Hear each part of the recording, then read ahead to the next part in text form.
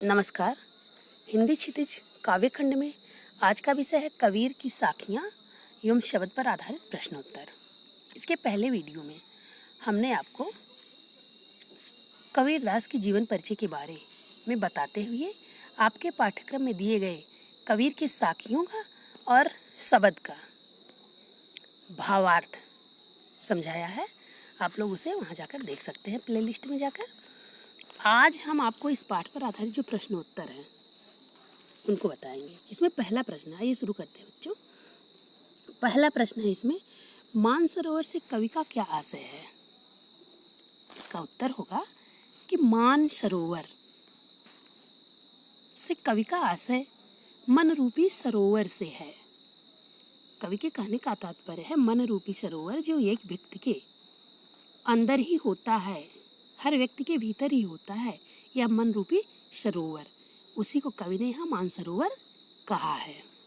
और दूसरा प्रश्न है, कवि ने सच्चे प्रेमी की क्या कसौटी बताई है? तो इसका उत्तर होगा कि कवि ने सच्चे प्रेमी की यह कसौटी बताई है कि सच्चा प्रेमी वही होता है जो विष को भी अमृत बना देता है। सच्चे प्रेमी के मिलने से मन की सभी बुराइयां दूर हो जाती हैं। मन अमृत के समान पवित्र और निर्मल हो जाता है। सच्चा प्रेमी मन की सभी बुराइयों को दूर कर देता है और विष को भी अमृत बना देता है। तीसरा प्रश्न है, तीसरे दोहे में कवि ने किस प्रकार के ज्ञान को महत्व दिया है? तीसरे दोहे में कवि ने सहज रूप से प्राप्त किए गए जो प्रामाणिक ज्ञान होते हैं उन्हीं को महत्व दिया है, जो सहजता से प्राप्त किया जा सकता है। और चौथा प्रश्न है कि इस संसार में सच्चा संत कौन कहलाता है? जैसा कि हमने पद की व्याख्या करते समय आपको स्पष्ट रूप से समझाया है कि इस संसार में सच्चा संत वही है जो पक्ष विपक्ष में पड़ने की अपेक्षा निष्पक्ष भाव से ईश्वर से प्रेम करता हो, जिसके मन में पखा पखी का भेद मतलब पक्ष विपक्ष का भेद नहीं होता है। वह अपने मन से निष्पक्ष भाव से ईश्वर से प्रेम करता है, ईश्वर से लगाव रखता है, मन में कोई भेदभाव नहीं रखता है, वही सच्चा संत है। पांचवा प्रश्न है, अंतिम दो दोहों के माध्यम से कबीर ने किस तरह की संकीर्णताओं की ओर संकेत किया है? तो अंतिम दो दोहे जो हैं उन दोहों के माध्यम से कबीर ने जिन संकीर्णताओं के बारे में संकेत दिया है उनमें पहला है अपने धर्म को श्रेष्ठ माना गया है उसमें, इन दोहों में, और दूसरे धर्म को निम्न कोटि को बताया गया है। तथा ऊंचे कुल में जन्मिया मतलब उच्च कुल में जन्म लेकर स्वयं को श्रेष्ठ समझना ही, स्वयं को महान समझना ही अपने कर्म की प्रकृति को महत्व ना देना होता है। मतलब अच्छे कुल खानदान में जन्म लेने के बाद भी अपने आप को ही श्रेष्ठ समझना और अपने कर्म को श्रेष्ठ नहीं बनाना, ठीक है, यह अपने कर्म की प्रकृति को महत्व नहीं देना होता है। छठवां प्रश्न है, किसी भी व्यक्ति की पहचान उसके कुल से होती है या उसके कर्मों से? तर्क सहित उत्तर दीजिए। यहाँ तर्क सहित उत्तर देना है कि किसी भी व्यक्ति की पहचान उसके कुल से होती है या उसके कर्म से होती है। तो यहाँ होगा बच्चों कि किसी भी व्यक्ति की पहचान उसके कर्मों से होती है, कुल से नहीं। अगर कोई अच्छा कर्म करता है तो कर्मों से उसकी पहचान बनी रहती है। अपने अच्छे कर्मों से ही व्यक्ति प्रसिद्ध होता है और बुरे कर्मों से अप्रसिद्ध होता है। उच्च कुल में जन्म लेकर अगर नीचा कर्म करने वाला व्यक्ति है तो वह निंदनीय माना जाता है, निंदा का पात्र होता है। इसलिए व्यक्ति द्वारा अच्छे और नेक कार्य करने पर बल दिया जाता है। शराब निंदनीय मानी जाती है, चाहे उसे सोने के कलश में ही क्यों न रखा जाए। मतलब कुल भले ही ऊंचा है लेकिन अगर अच्छा कर्म करने वाला नहीं है, शराब की उपमा बुरे कर्म करने वालों की दी गई है, ठीक है, तो वह भले ही ऊंचे कुल में जन्म लिया है लेकिन वह निंदा का पात्र होगा। सातवां प्रश्न है, काव्य सौंदर्य स्पष्ट कीजिए। तो काव्य सौंदर्य इसमें स्पष्ट करना है क्या? हस्ती चढ़िए ज्ञान को सहज दुलीचा डारी, स्वान रूप संसार है भूकन दे झक मारे। मतलब ये जो साखी है, हस्ती चढ़िए ज्ञान को सहज दुलीचा डार, स्वान रूप संसार है भूकन दे झक मारे। इस साखी में कवि ने सहज साधक मस्ती से हाथी की तरह चलते रहने के लिए और संसार को कुत्ते के रूप में ज्ञान रूपी हाथी सहज साधना रूपी कालीन डालकर चलता है और कुत्ते का काम है भूखना, तो वह भौंकता ही रहता है। अर्थात यहाँ कहने का तात्पर्य है कि जो सहज साधक होता है वह मस्ती से हाथी की तरह चले जा रहे हैं और संसार के कुत्ते मतलब जो अज्ञानी लोग हैं, मूर्ख लोग हैं, वो भौंक भौंक कर मतलब उनकी निंदा कर कर के अच्छे साधक लोगों की, ठीक है, अपना समय व्यर्थ में ही गंवा रहे हैं। ज्ञानी लोग ही ऊंचाइयों को छूते हैं, निंदनीय लोग ऊंचाइयों को नहीं छू पाते हैं। कहने का यहाँ स्पष्ट तात्पर्य है कि ज्ञान रूपी हाथी, सहज साधना रूपी कालीन, निंदक संसार रूपी श्वान है और निंदा रूपी भौंकना है। इन पंक्तियों में रूपक अलंकार का उत्कृष्ट प्रयोग हुआ है। यहाँ श्वान रूप संसार है में उपमा अलंकार का प्रयोग हुआ है तथा झक मार मुहावरा है, झक मारना, ठीक है, झक मारना मुहावरे का भी यहाँ सुंदर प्रयोग किया गया है। अब 8वां प्रश्न है, मनुष्य ईश्वर को कहाँ कहाँ ढूंढता फिरता है। 8वें प्रश्न में है कि मनुष्य ईश्वर को कहाँ कहाँ ढूंढता फिरता है। तो इसका उत्तर होगा कि मनुष्य ईश्वर को मंदिर, मस्जिद, काबा, कैलाश आदि इनके समान तीर्थों में ढूंढता हुआ फिरता है। मनुष्य ईश्वर को मंदिर में, मस्जिद में, काबा में, कैलाश में आदि ऐसे अनेक तीर्थों पर ढूंढता हुआ फिरता है। 9वां प्रश्न होगा, कबीर ने ईश्वर की प्राप्ति के किन प्रचलित विश्वासों का खंडन किया है। तो कबीर ने ईश्वर की प्राप्ति के लिए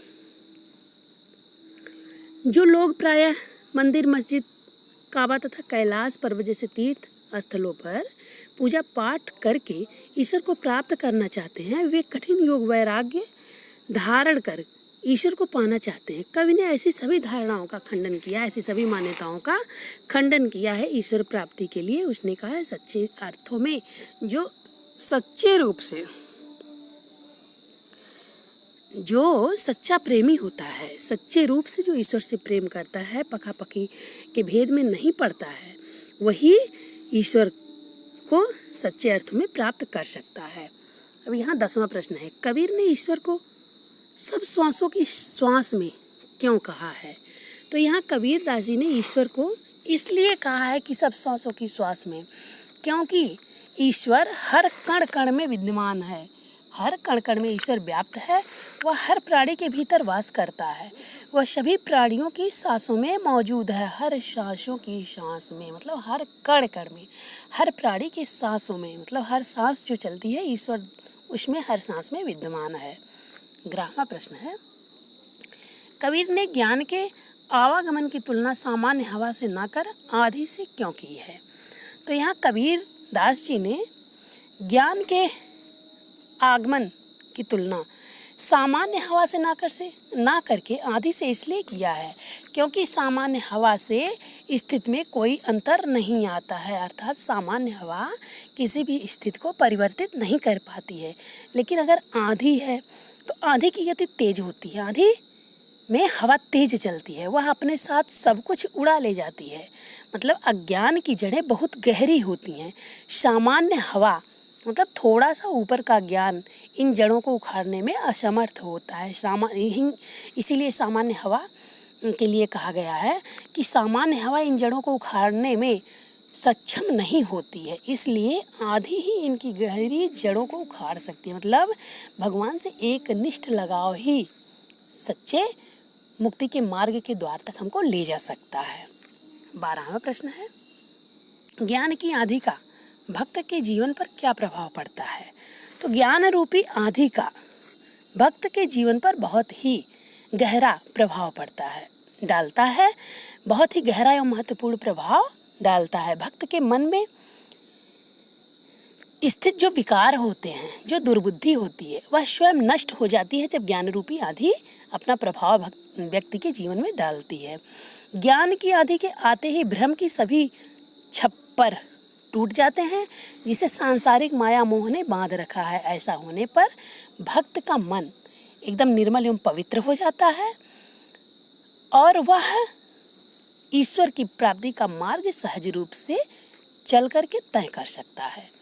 अब देखिए यहाँ 13वां प्रश्न है बच्चों कि भाव स्पष्ट कीजिए। भाव स्पष्ट करने में क्या है? हित चित्त की द्वैथूनी गिरानी, मोह बलिंडा टूटा। और खा है आधी पीछे जो जल बूढ़ा, प्रेम हरिजन भीना। तो यहाँ देखिए हित चित्त की द्वैथूनी गिरानी और मोह बलिंडा टूटा, इसका भाव स्पष्ट करना है। तो इसका भाव होगा कि ज्ञान की आंधी के आते ही, जब ज्ञान रूपी आंधी चलती है तो भ्रम के जो क्या हैं सभी छप्पर लगे हैं, मतलब अज्ञानता के जो छप्पर लगे हैं, वो जब ज्ञान रूपी आंधी चलती है तो उससे गिर जाते हैं। कहने का तात्पर्य है ज्ञान की आंधी के आते ही भ्रम के सभी छप्पर टूट गए, जिसे सांसारिक माया मोह ने बांध रखा था। अज्ञान रूपी छप्पर मतलब सांसारिक माया मोह, ठीक है, जिसे सांसारिक माया मोह ने बांध रखा था। ऐसे अज्ञान रूपी छप्पर ज्ञान की आंधी के आते ही टूट गए। और खा है आधी पीछे जो जल बूढ़ा, प्रेम हरिजन भीना। मतलब जिस प्रकार से आंधी आती है, मतलब जिस प्रकार से आंधी आती है और वर्षा होने से सभी कुछ भीग जाता है। आधी पीछे जो जल बूढ़ा, जिस प्रकार आंधी आने के बाद बारिश होती है और सब कुछ भीग जाता है, उसी प्रकार से यहाँ कबीरदास जी कहते हैं कि ज्ञान के आवागमन से, ज्ञान रूपी आंधी के आवागमन से मन भगवान की भक्ति में, भगवान की प्रेम में लीन हो जाता है। भीग जाता मतलब भीग जाता है, भगवान के एक निष्ठ प्रेम में मन अनुरक्त हो जाता है जब ज्ञान रूपी आंधी का आवागमन होता है किसी मनुष्य के जीवन में। अब यहाँ देखिए कुछ शब्द दिए गए हैं, निम्नलिखित शब्दों के तत्सम रूप लिखिए। 15वां प्रश्न है। 15वें प्रश्न में है दिया गया है कुछ शब्द पखा पखी, अनत, जोग, जुगुत, बैराग, निरपख। तो यहाँ देखिए बच्चों पखा पखी, पखा पखी का अर्थ क्या होगा? शुद्ध। तत्सम रूप क्या होगा? पक्ष विपक्ष। पखा पखी तद्भव है, ठीक है, तद्भव शब्द है, इसका तत्सम होगा पक्ष विपक्ष। और अनत का होगा अन्यत्र। जोग तद्भव है, इसका तत्सम होगा योग। जुगति तद्भव है, इसका तत्सम होगा युक्ति। बैराग तद्भव है, इसका तत्सम होगा वैराग्य। निरपख तद्भव है, इसका तत्सम रूप होगा निष्पक्ष। यहाँ देखिए 14वां प्रश्न जो दिया है कि संकलित साखियों और पदों के आधार पर कबीर के धार्मिक और सांप्रदायिक सद्भाव संबंधी विचारों पर प्रकाश डालिए। तो यहाँ जो संकलित साखियाँ आपके पाठ्यक्रम में दी गई हैं, इसमें कबीर जी ने आत्मा परमात्मा के संबंध का रहस्य समझाया है कि आत्मा का परमात्मा से क्या संबंध है। आत्मा परमात्मा का ही अंश है, अतः मनुष्य को इधर उधर कहीं भटकना नहीं चाहिए, मनुष्य को भटकने की आवश्यकता नहीं है। भक्त को सहज साधना करनी चाहिए, कोई दिखावा नहीं होना चाहिए। आजकल की भक्ति में ढोंग अर्थात आडंबरों का, बाहरी दुनिया को दिखावे का बाहुल्य होता है।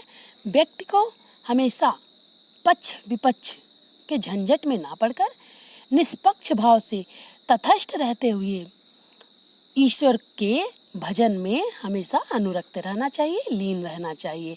ऐसे व्यक्ति को ही ज्ञानी समझा जाता है। जैसे देखिए राम और रहीम एक ही हैं, उनके नाम को लेकर किसी प्रकार का भेदभाव उत्पन्न करना कबीर की दृष्टि से, कबीर दास की दृष्टि से उचित नहीं है। आज अच्छा जीवन वही व्यक्ति जी सकता है जो किसी संप्रदाय के चक्कर में नहीं पड़ता है, किसी पक्ष विपक्ष के पखापखी के चक्कर में नहीं पड़ता है, और उसमें ना पड़कर अपने कर्तव्य के पथ पर जो आगे बढ़ता चला जाए वही सच्चा भक्त है। धर्म संप्रदाय के चक्कर में कुछ मिलता नहीं है किसी को। इन सब झंझटों से जो दूर रहता है वही एक सार्थक ढंग से जीवन व्यतीत कर सकता है। हिंदू और मुस्लिम दोनों धर्मों के इष्टों की सत्ता एक है। दोनों धर्मों के जो इष्ट हैं, इष्ट एक है, हमारा आराध्य एक है। वही हिंदुओं का भी आराध्य है, उपासक है, वही मुस्लिमों का भी है। इसमें भेदभाव नहीं करना चाहिए। जो भेदभाव ना करके ईश्वर की भक्ति करता है वही ईश्वर का सच्चा भक्त होता है। हम उम्मीद करते हैं बच्चों इस पाठ पर आधारित जितने प्रश्न थे उनका उत्तर हमने आपको अच्छे से समझाया है, आपको अच्छे से समझ में ज़रूर आया होगा। अगर आप यह वीडियो पहली बार देख रहे हैं तो वीडियो को लाइक और शेयर ज़रूर करिएगा, चैनल को सब्सक्राइब ज़रूर करिएगा।